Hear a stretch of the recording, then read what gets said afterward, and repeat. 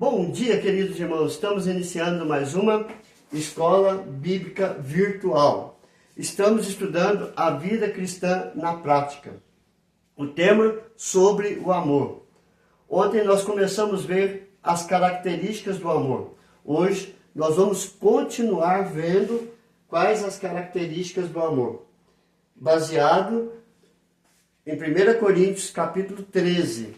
Então vamos lá.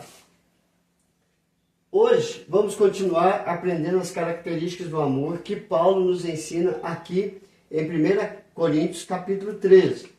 O texto diz do verso 5 ao verso 7. Ontem nós vimos o verso 4 e o verso 5, a primeira parte. Hoje nós vamos ver do verso 5 até o verso 7.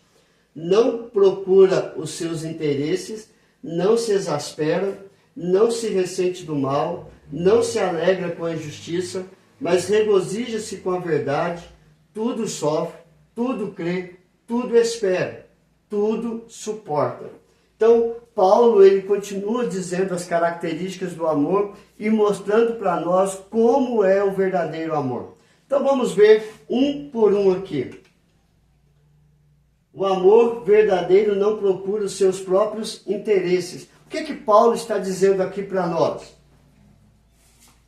O amor verdadeiro procura sempre o melhor para o outro. Ele não é egoísta, ou seja, o que ele quer para ele é o que deseja também para o outro. O amor verdadeiro não pensa somente em si, ele pensa no melhor para o outro. O que ele quer de melhor para ele, ele quer também de melhor para o outro. Independente da sua felicidade, independente da sua alegria. Então, o que a palavra de Deus nos mostra?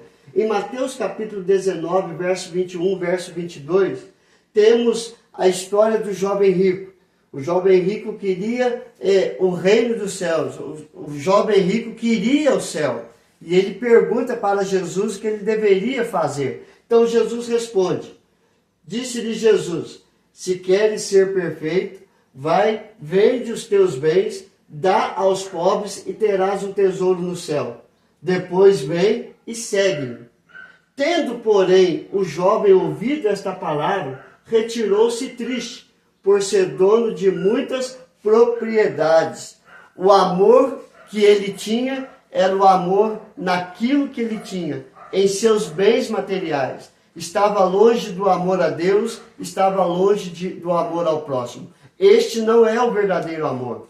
O verdadeiro amor, ele deixa tudo em prol do outro e também para servir ao Senhor. Segundo, o amor verdadeiro não se exaspera, ou seja, o verdadeiro amor não se irrita, ele prefere ter paz, é equilibrado no pensar, é equilibrado no falar e é equilibrado no agir. Como diz a palavra de Deus, o que depende dele, ele tem paz com todos. Por quê? Porque o que rege a vida dele é o amor que vem de Deus, é o amor verdadeiro, é o amor em pensar no melhor do outro do que dele. Ele prefere sofrer as afrontas do que afrontar. Por quê? Ele não se irrita. Melhor ter paz do que ter razão. E a palavra de Deus mostra isso para nós. Em João capítulo 18, verso 10, Jesus estava sendo preso e Pedro, então Simão Pedro, puxou da espada que trazia e feriu o servo do sumo sacerdote, cortando-lhe a orelha direita. E o nome do servo era Malco. Então, naquele momento, Pedro se irritou com a situação, ele pegou a sua espada e feriu o soldado. Então, esse não é o verdadeiro amor. Por quê? O verdadeiro amor não se irrita. Ele vai pensar no melhor do outro. Jamais, se Pedro estivesse com o verdadeiro amor nele, naquele exato momento, jamais ele iria tirar a espada e ferir o servo. Em Atos capítulo 5, verso 29, temos uma outra atitude de Pedro. Então, Pedro e os demais apóstolos afirmaram: antes importa obedecer a Deus do que aos homens. Pedro e os apóstolos foram presos, açoitados, e quando eles foram para serem soltos, eles foram ameaçados. E ele responde desta forma: olha, o que importa para nós é obedecer a Deus. Ele não se irritou, ele não ficou bravo, ele não pegou a sua espada para se defender. Antes, ele sofreu todas as afrontas por causa do nome de Cristo. No primeiro, ele pega pela espada. No segundo, ele pega o amor que vem de Deus e diz: antes importa obedecer a Deus do que obedecer a homens. O verdadeiro amor não ressente do mal. Paulo está mostrando para nós que o amor verdadeiro, como falamos ontem, ele suporta as afrontas e assim ouve, ele sente, porém não guarda mágoas, ele não ressente do mal, ele perdoa tudo. Nós temos um exemplo em Gênesis capítulo 50, verso 15 e verso 20. O que está acontecendo aqui? Os irmãos de José tinham ciúmes dele. E esses irmãos o venderam como escravo. E agora ele se apresenta aos seus irmãos, seu pai Israel morre, e agora os seus irmãos estão com medo de José, de serem escravizados, e eles vão lá e conversam com José. E a resposta de José foi esta: vendo os irmãos de José que seu pai já era morto, disseram: é o caso de José nos perseguir e nos retribuir certamente o mal todo que lhe fizemos. Aí a resposta de José: vós na verdade intentaste o mal contra mim, porém Deus o tornou em bem, para fazer como vedes agora, que se conserve muita gente de vida.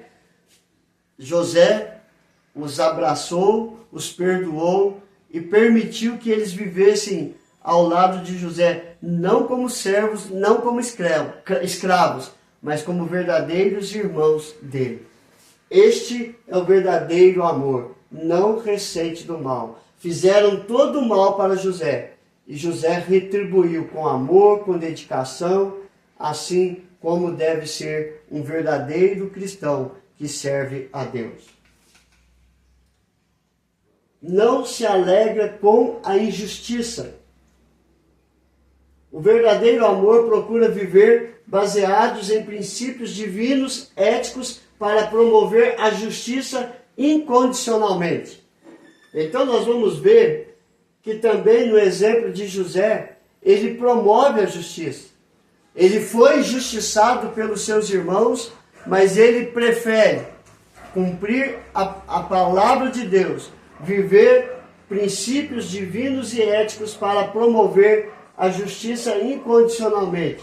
Então, no verso 21, não temais, pois eu vos sustentarei a vós outros e a vossos filhos. Assim os consolou e lhes falou ao coração. Então, novamente, José mostra o verdadeiro amor, aplicando a justiça, recebendo-os eles e também os filhos deles, consolando e amando de todo o coração e de toda a sua alma. O verdadeiro amor regozija-se com a verdade. O verdadeiro amor vive baseado na verdade. A verdade muitas vezes dói, machuca, fere, mas a verdade produz frutos de justiça, frutos de amor, frutos de alegria, frutos de paz. Mas o amor cura e liberta de todos os males. Nós vamos ver isso em 1 Reis, capítulo 3, verso 26, verso 27. O que está acontecendo aqui? Salomão havia pedido sabedoria e Deus enviou duas mulheres com seus filhos. Uma estava com o filho morto e a outra com o filho vivo. Assim, aquela que dizia que seu filho estava vivo, dizia que a outra havia roubado e deixado o filho morto. A outra dizia que o filho dela era vivo e o filho da outra era morto. Quem estava falando a verdade? Então Salomão pegou o filho, pegou a espada, vamos repartir a criança e dar metade para cada um e vamos acabar com isso. A mãe verdadeira responde para o Senhor: o meu filho viva, dê para a outra. A outra dizia: olha, nem meu e nem dela. Então que se reparta a criança. Aqui nós vamos ver. Então a mulher cujo filho era vivo falou ao rei, porque o amor materno se aguçou por seu filho, e disse: ah, Senhor meu, dai-lhe o menino vivo, e por modo nenhum o mateis. Porém a outra dizia: nem meu nem teu, seja dividido. Então respondeu o rei: dai à primeira o menino vivo, não o mateis, porque esta é a sua mãe. A mãe verdadeira mostrou quem era a verdadeira mãe. Mostrou quem estava falando a verdade. Porque o amor verdadeiro baseia-se na verdade, regozija-se com a verdade. Porém, o amor mentiroso, o amor hipócrita, ele prefere perder tudo do que dar algo a alguém. Então, Salomão viu que o verdadeiro amor era o verdadeiro amor de uma mãe e manda dar o filho para a mãe verdadeira. Assim deve ser o nosso amor. Viver o sim, sim. O que passar disso é do diabo, não é de Deus. Que o nosso amor seja verdadeiro, assim como verdadeiro é o amor de Deus por nós. O amor tudo sofre, tudo crê, tudo espera, tudo suporta. Paulo encerra falando do verdadeiro amor desta forma. E este amor aqui está representado na cruz de Cristo. O verdadeiro amor é representado na cruz de Cristo. Jesus nos ensina a amar de todo o coração, de toda a nossa força e do nosso entendimento. Ele sofreu, ele suportou tudo por nós, ele se entregou por nós. O verdadeiro amor é altruísta. Ele vai sempre pensar no outro e não em si mesmo. Ele se doou por nós. Assim, nós devemos amar, nos doando pela nossa esposa, pelo nosso esposo, pelos nossos filhos e por todos aqueles, assim como Deus nos amou e se entregou por nós, por meio de Cristo Jesus. Em 2 Timóteo, capítulo 2, verso 9 e verso 10 diz: pelo qual estou sofrendo até algemas, como malfeitor, contudo, a palavra de Deus não está algemada. Por esta razão, tudo suporto por causa dos eleitos, para que também eles obtenham a salvação. Paulo está dizendo que ele suporta tudo por causa do Evangelho de Cristo. E ele vive o Evangelho de Cristo, para que outros possam ser salvos em Cristo Jesus. E assim, devemos nós também amar incondicionalmente, suportando tudo, por causa do grande amor de Deus por nós. E assim nós vamos viver o verdadeiro amor. Então, irmãos, o que nós vemos hoje?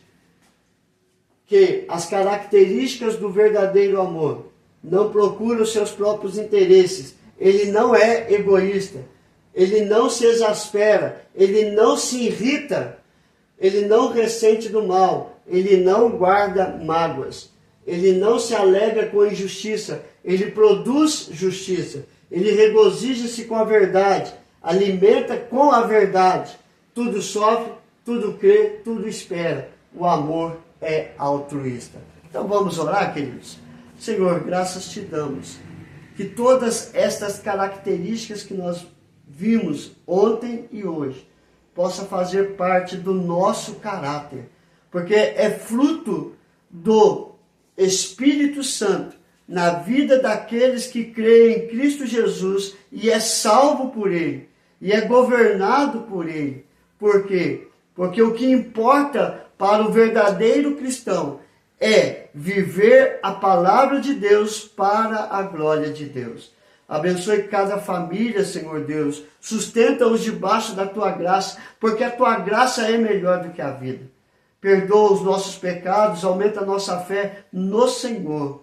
Levanta, Senhor Deus, homens e mulheres que queiram, Senhor Deus, viver debaixo da tua vontade, ser preenchido com teu Espírito Santo e neles serem produzidos as características do verdadeiro amor. Salva-os na tua verdade, porque a verdade é Cristo Jesus, o nosso único e suficiente Salvador. Nós te louvamos e te adoramos, hoje e sempre, e para todos sempre, em nome de Jesus. Amém e amém. Que Deus vos abençoe. Até amanhã, se Deus quiser.